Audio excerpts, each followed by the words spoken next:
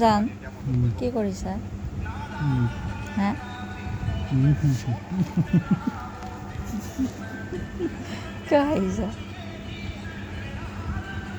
কিয় হাঁহিছা খালি মোবাইলতে ব্যস্ত ন মোবাইলতে ব্যস্ত কিয় ইমান মোবাইল কিয়